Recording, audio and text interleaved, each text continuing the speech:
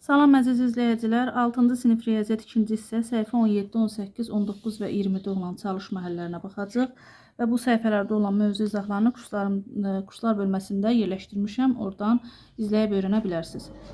İdmançılar oxatma, atçılıq və başqa idman növləri üzrə yarışlarda iştirak etdilər. Diaqramda idmançılar çoxluğu i çoxluğu ilə, yəni bu düzbucaqlı. Oxatma yarışı üzrə yarışanlar o, atçılıq idman üzrə yarışanlarsa A ilə işarələnib. Hər dairəciklə bir idmançı qeyd olunub. Yəni bu dairəciklər insanların, yəni yarışmaçıların sayını bildirir. Birinci sualda neçə idmançı oxatma üzrə yarışlarda iştirak edir? Bax, oxatma deyirsə, orta hissəni də götürmək lazımdır. Əgər yalnız oxatma desəydi, yalnız oxatma olan hissəni, bax bu hissələri götürərdik. Sayırıq indi 1, 2, 3, 4, 5, 6, 7, 8, 9, 10, 11. Yazırıq cavabımızı 11 nəfər. İkincisində neçə nəfər atçılıq idmanı üzrə? Sayırıq 1, 2, 3, 4, 5, 6, 7, 8, 9. Bu da 9 nəfər oldu. İdmançı da yaza bilərsiniz, nəfər də yaza bilərsiniz. Neçə nəfər həm oxatma, həm də atçılıq idmanı üzrə yarışlarda iştirak etdi? Orta hissəni götürmək lazımdır. Ortada da 1, 2, 3, 4 nəfərdir. Yazırıq 4 nəfər. Dördüncü sualda neçə nəfər oxatma və ya atçılıq idmanı üzrə yarışlarda iştirak etdi? Bu da nə deməkdir? Oxatma və atçılıqda nə qədər idmançı iştirak edibsə, hamısını saymaq lazımdır. 1, 2, 3, 4, 5, 6, 7, 8, 9, 10, 11, 12, 13, 14, 15, 16 nəfər. Yəni birləşməni götürürük. 5-ci sualda neçə idmançı nə oxatma, nə də atçılıq idmanı üzrə yarışlarda iştirak etdi? Bu da kənarda qalanlardır. Baxın, dairənin içərisində olmayanları götürürəm. 1, 2, 3, 4. 4 nəfər nə atçılıq, nə də ki oxatmada iştirak etməyib. 6-cı sualda yarışlarda neçə idmançı iştirak etdi? Yarışlarda 16 nəfər, baxın 16 nəfər atçılıq ilə oxatmanı tapmışdıq. 4 nəfər də üstünə gələndə eləcə 20 nəfər. Və yaxud da deyirik ki, düzbucağının içərisində olan bütün dairəcikləri sayırıq və deyirik ki, həmin bu dairəciklərin sayı qədər idmançı yarışlarda iştirak eləyib. İkinci tapşırığa keçək. 2-də. Diaqramda 6A sinif şagirdlər çoxluğu S ilə S. Onlar arasında rəsm dərnəyinə gedən şagirdlər R, dram dərnəyinə gedən şagirdlər D çoxluğu ilə işarələnir. Birinci sualda neçə nəfər rəsm dərnəyinə gedir? Rəsm dərnəyinə gedənləri sayırıq. 1, 2, 3, 4, 5, 6, 7, 8, 9, 10, 11. 11 nəfər. Birinci sualın cavabı 11 nəfər. Yana da yazaq rəsm dərnəyinə gedir. Dərnəyinə. İkinci sualda neçə nəfər dram dərnəyinə gedir? 1, 2, 3, 4, 5, 6, 7, 8, 9, 10. 10 nəfər olacaq dram dərnəyinə. Üçüncü sualda neçə nəfər rəsm və ya dram dərnəklərindən heç olmasa birinə gedir? Yəni kəsişmə. Yox, heç olmasa birinə gedir deyəndə birləşməni götürürük daha doğrusu. Birləşmə 1, 2, 3, 4, 5, 6, 7, 8, 9, 10, 11, 12, 13, 14, 15, 16 nəfər. 16 nəfər heç olmasa birinə gedir. Hər ikisinə gedir desəydi, kəsişməni götürərdik. Və dördüncü suala da baxaq. Sinifdə 25 şagird varsa, neçə nəfər bu dərnəklərdən heç birinə getmir? Ümumi 25 şagird varsa və bunun 16 nəfəri heç olmasa birinə gedirsə, 25-dən çıxaram 16, yazaram ki 9 nəfər heç birinə getmir. Heç birinə getmir. İkinci çalışmamızın həlləri bu formada olacaq. Keçək 3-cü çalışmaya. 3-cü çalışma digər səhifədədir. Buradadır 3-cü çalışma.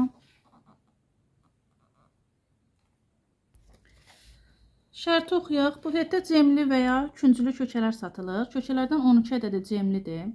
15 ədədi künclüdür. Bunlardan 7 ədədi həm cemli, həm də künclüdür. Orta hissəyə yazılıb. Euler-Venn diaqramda sual işarələrinin yerinə uyğun ədədləri tapın. Birincidə. Kökələrdən neçəsi yalnız cemlidir? Yalnız cemli olanlar. Yalnız cemli olanlar bərabərdir. Deməli, 12 ədədi cemlidirsə, biz 12-dən çıxmalıyıq bu 7-nə. Çünki 7 ortaqdır. Həm cemlidir, həm də küncütlüdür. Bərabər eləyəcək 5. 5 ədəd. Baxın, bura yazılacaq olan ədəd 5-dir. Bax, bura 5 yazılmalıdır. İkinci sualda. Köşələrdən neçəsi yalnız küncütlüdür? 15 ədədi küncütlüdürsə, yalnız sözü olduğuna görə yalnız küncütlü bərabərdir. 15-dən çıxaram ortadakı hissəni, yenə 7-ni. Cavabımız eləyər 8 ədəd. Həmin o 8 ədəd də bax bu hissəyə yazılmalıdır. Yalnız küncütlü olan hissəyə yazılmalıdır. Üçüncü sualda isə bizə deyir ki, küfletdə neçə kökə satılır? Bunu tapmaq üçün nə edirik? Yəni birləşməni tapırıq. C ilə K-nin baxın birləşməsini tapmaq lazımdır. Bu da bərabərdir 5, 8 və 7-nin cəmi. Eləyəcək 20 ədəd kökə. Küfletdə cəmi 20 ədəd kökə satılır. Üçüncü sualı bitirdik. Keçək dördüncü tapşırığa. Şöbədəki işçilərin hər biri fantastik və ya dedektiv əsər oxumağı sevir. Fantastik janra 15 nəfər, dedektivə isə 12 nəfər üstünlük verir. Bunlardan hər iki janra maraq göstərənlər 3 nəfərdir. Deməli, suallara cavab verək. Yalnız fantastik janrı sevən neçə nəfərdir? Fantastik janrı 15 nəfər sevirsə, mən 15-dən bu hər ikisinə maraq göstərənləri çıxmalıyım, 12 nəfər. Bu olacaq yalnız fantastik. Fantastik. İkinci sualda yalnız dedektiv. Dedektivi 12 nəfər sevirsə oxumağı, 12-dən yenə çıxaram 3-ü, çünki 3 ortaqdır. 9 nəfəri yazaram. 9 nəfər yalnız dedektiv olar. Dedektiv. 3-də isə deyir, şöbədə neçə işçi var? Yalnız fantastik sevənləri, yalnız dedektiv sevənləri və hər ikisini sevənləri toplayaram. 12 ilə 9 toplayanda 21, bu da 3, 24 nəfər. 24 nəfər işçi var. Həmçinin, uşaqlar, bunu mən sizə diaqram vasitəsilə də göstərə bilərəm. Diaqram çəkməmizi istəmir, amma çəkib göstərə bilərik. Bura yazırıq. Fantastik. Fantastik. Burada yazaq dedektiv. Kəsişməni 3-ü ortaya yazmalıyım. Yalnız fantastik 12-ni bura. Yalnız dedektivi 9-u da bura. Baxın, diaqram vasitəsilə də bu formada göstərmək olar. Keçək 5-ci tapşırığa. Ekskursiyaya gedən 28 şagirddən 14 nəfəri alma, 17 nəfəri üzüm şirəsi içməyə xoşlayır.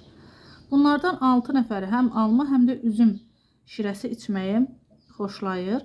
Ekskursiyada iştirak edən şagirdlərin neçə nəfəri nə alma, nə də üzüm şirəsi xoşlamır. İndi baxırıq. Alma şirəsi sevənlər 14 nəfərdir. Və hər ikisinə sevənlər olduğuna görə bu dairələr kəsişməlidir. Bunu yazırıq alma şirəsi sevənlər. Bunu da yazaq üzüm şirəsi. Üzüm şirəsi sevənlər. Həm alma, həm də üzüm şirəsi sevənləri, üzüm şirəsi içməyi sevənlər 6 nəfərdir. Bunu 6 yazacağam. 14 nəfər almadırsa, deməli buranı mən nə yazmalıyım? Yalnız alma şirəsi sevənləri 14-dən çıxaram 6-nı. Bura yazaram 8 nəfər. Bura isə nə qədər qalacaq? 17-dən çıxaram 6-nı, 11 nəfər də bura yazaram. Yəni, yalnız 8 nəfər alma şirəsi sevir, yalnız 11 nəfər üzüm şirəsi sevir. Ekskursiyada iştirak edən şagirdlərin neçə nəfəri nə alma, nə də üzüm şirəsi xoşlamır. Onu da necə tapıram? Cəmi, burada yəni diaqramda iştirak edən ədədlərin cəmini tapmaq üçün toplayaram. 8, 6 və 11. 8 ilə 6-nı toplayıram 14.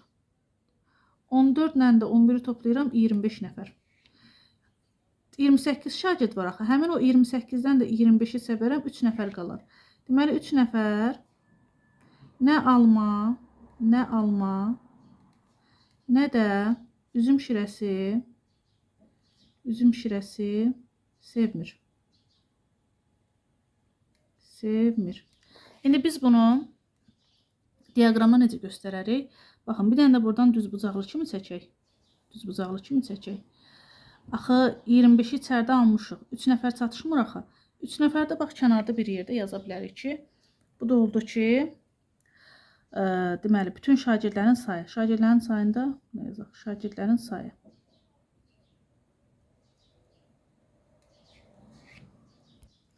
Diaqram formada yazmağa məcbur deyilsiniz, amma diaqramla yazanda daha rahat başa düşülür deyə o formada göstərirəm. 5-ci tapşırığımız bitdi. Keçək 6-cı tapşırığa. Sinifdəki şagirdlərin 11 nəfəri üzgüçülüklə 6-cı tapşırıq. 10 nəfəri güləşlə məşğul olur. 5 nəfər isə bu idman növlərinin heç biri ilə məşğul olmur. Həm üzgüçülük, həm də güləşlə məşğul olanlar 4 nəfər olarsa sinifdə neçə şagird var? Baxın, yenə də kəsişən 2 dənə dairə çəkirəm və bir dənə düzbucaqlı çəkirəm. Çünki artıq burada heç biri ilə məşğul olmayan şagirdlər olacaq deyə mütləq bir dənə də böyük çoxluq olmalıdır. Baxaq indi. 11 nəfər üzgüçülüklə həm üzgüçülük, həm də güləşlə məşğul olan 4 nəfərdir. Bura 4 yazacağım. A çoxluğu ilə deyək, A çoxluğu üzgüçülüklə məşğul olanlar. Üzgüçülük. 11 nəfər üzgüçülüklə məşğul olursa, deməli mən bu hissəyə nə yazmalıyam? 11 çıxılsın 4 bərabərdir 7 nəfər. 7 nəfər olacaq yalnız üzgüçülük.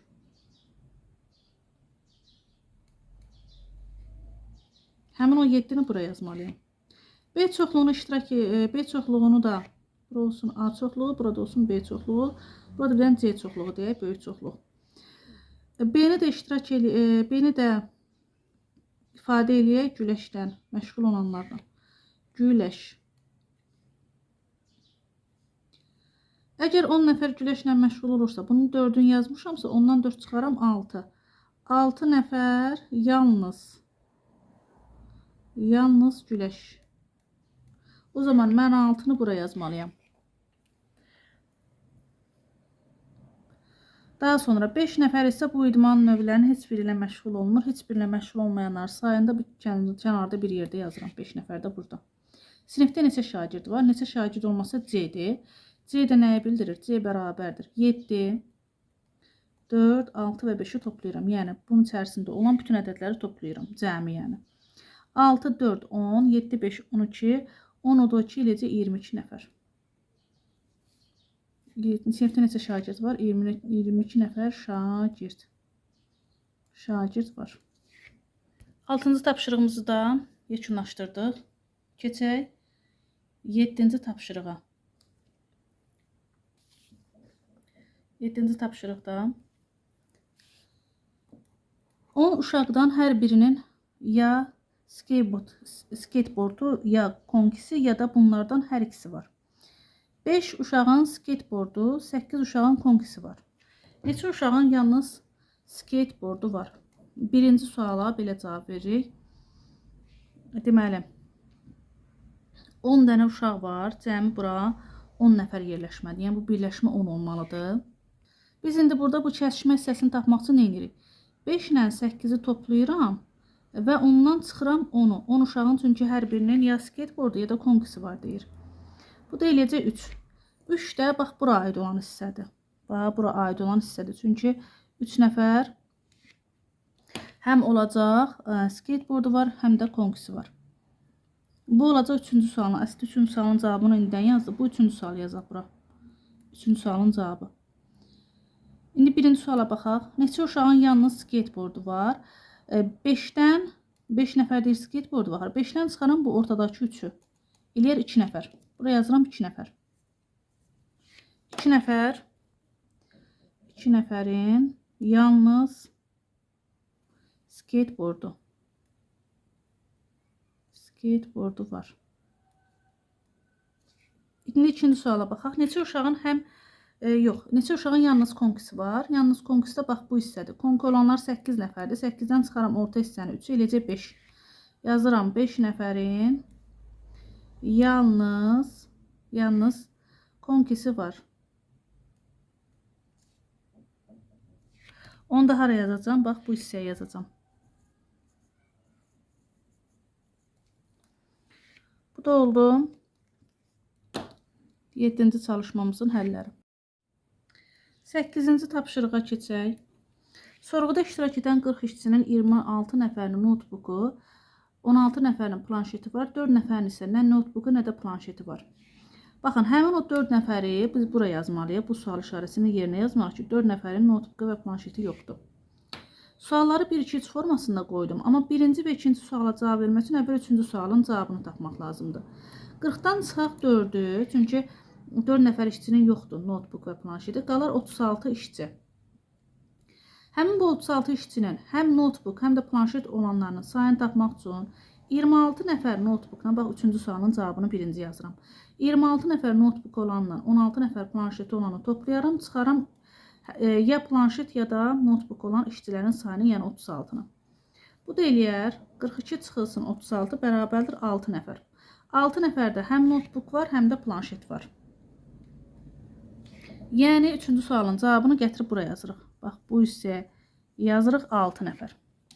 İndi birinci suala baxaq. Neçə nəfərin notebook var, planşeti yoxdur? Yəni yalnız notebook olanlardan söhbət gedir. 26 nəfər notebook var idi. Bunun 6 nəfərində həm planşet, həm notebook var. Çıxaram 6-nı eləyər 20 nəfər. 20 nəfəri hara yazacağam? Notebook olan yerə. Bax, bu hissəyə yazacağam. 20 nəfəri bura qeyd etdik. Daha sonra indi ikinci suala cavab verək. Neçə nəfərin planşeti var, notebooku yoxdur? Yəni bu hissəyə yazmalıyım. Planşeti olanlar 16 nəfər idi. 16 nəfərdən həm planşet, həm notebook olanların sayını çıxıram. 6-nı çıxıram, eləyir 10 nəfər.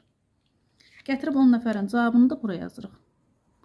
Yəni sual işarəsinə yerlərini doldurduq. Birinci sual işarəsinə 4, bura 10, bura 6, bura isə 20 yazılacaq.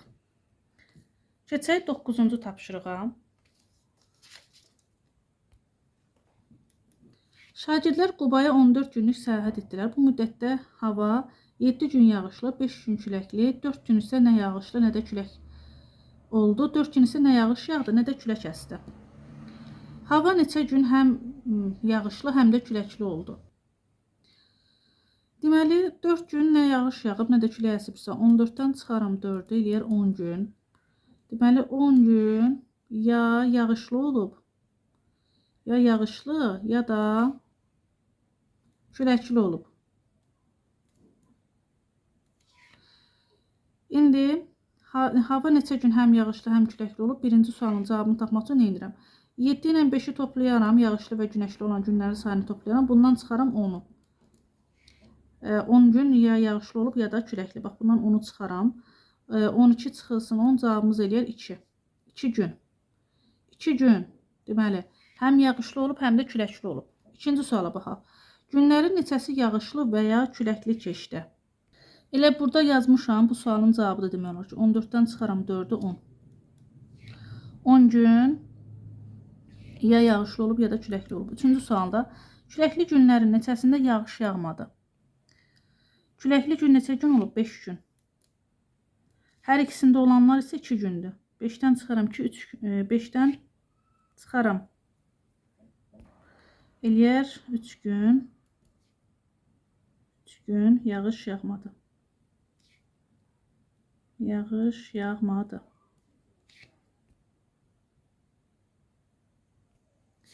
Onuncu tapşırıqla davam edirik.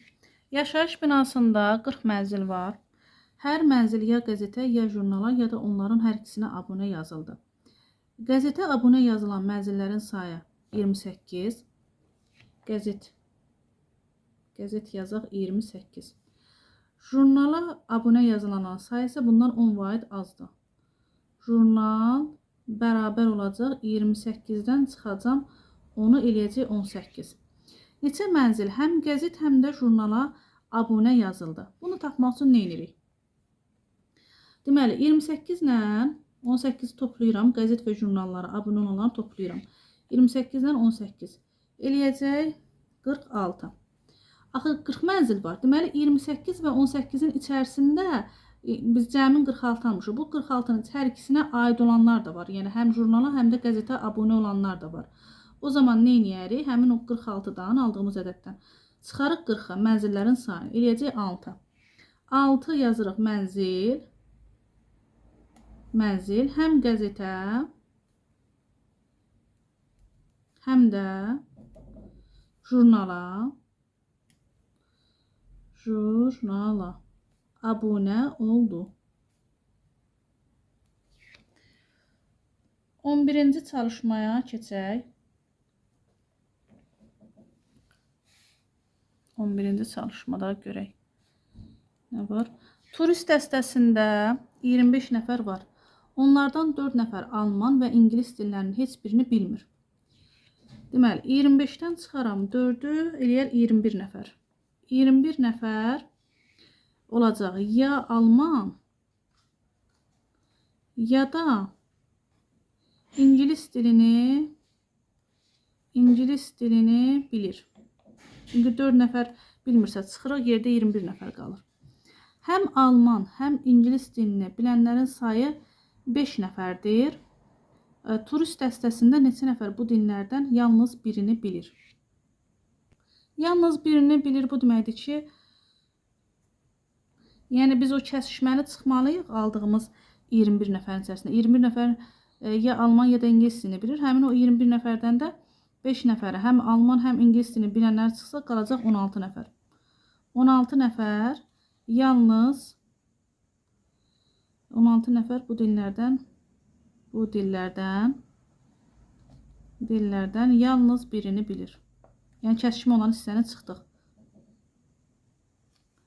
Yalnız birini bilir. Keçək 12-ci çalışmanın həllinə. Son xəbərləri hardan əldə edirsiniz sualı ilə 60 nəfər arasında sorğu keçirildi. Sorğuda iştirak edənlərin 80% xəbərləri internetdən, 50% televiziyadan, bunların bir qismi isə hər iki mənbədən aldığını qeyd etdi. Suallarda deyir ki, sorğunun nəticələrini Eyler-Venn diaqramında təsvir edin.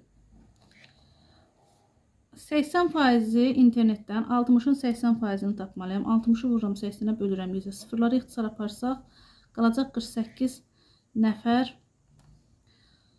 deməli internetdən.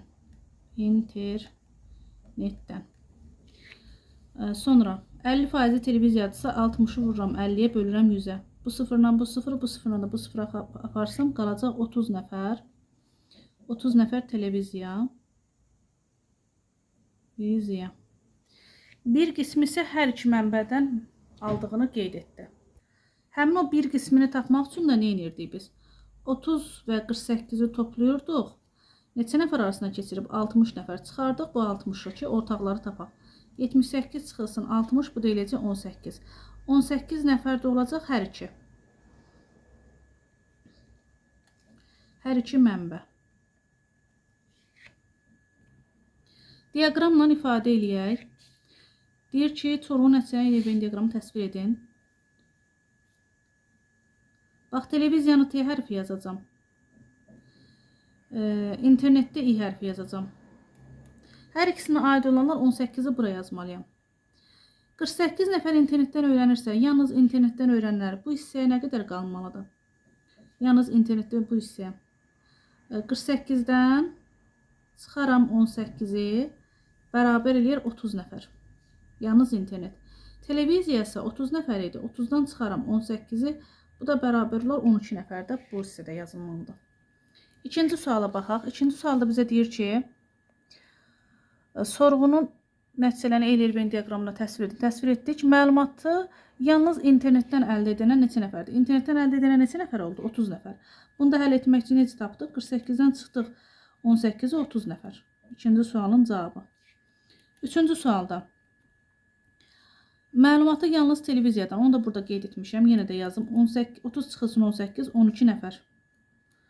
12 nəfər, buraya yazaq yalnız internet.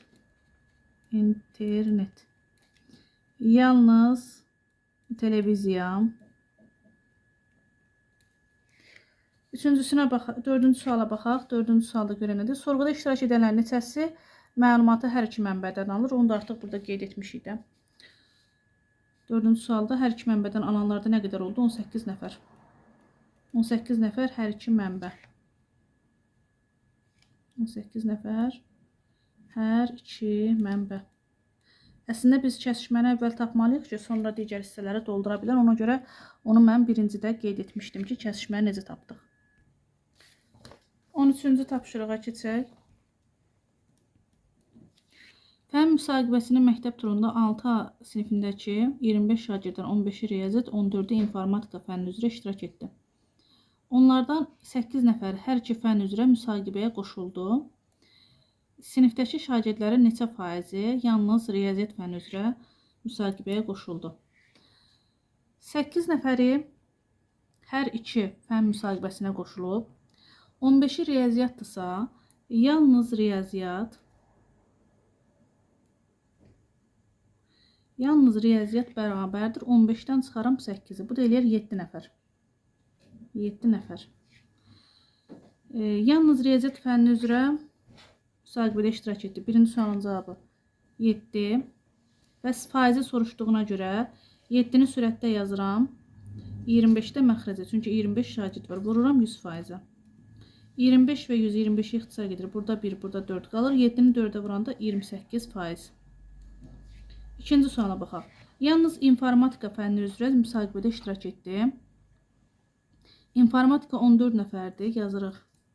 Yalnız informatika bərabərdir. 14-dən çıxaram hər iki fəndə iştirak edənləri. Eləyəcək 6 nəfər. İndi 6-nı bölürəm ümumi şagirdlərin sayına 25-ə, vururam 100%. 25-ə ixtisar gedir 1, burada 4. 6-nı 4-ə vuranda 24% eləyəcək bu. Məktəb turunda iştirak etdi. Məktəb turu da nə deməkdir? Yəni biz nə edirik? 25-dən çıxırıq. Yalnız riyaziyyatda iştirak edənlər, yalnız informatika iştirak edənlər və hər iki fənn üzrə müsahibəyə qoşulanların cəmini. 25-dən çıxacaq. Bunları toplayanda 21 edir. Bərabər 4 nəfər. Yəni 4 nəfər heç birində iştirak etməyib. 4 nəfər heç birində iştirak etməyib yazırıq. 4 nəfər heç birində iştirak etməyib.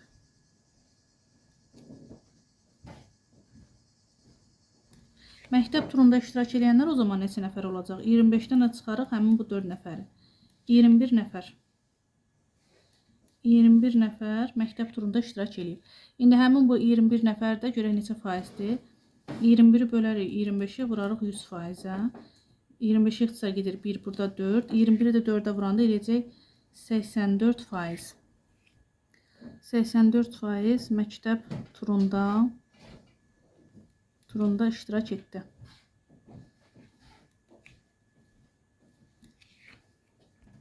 Bu da bu mövzunun sonuncu məsələsinin həlli idi.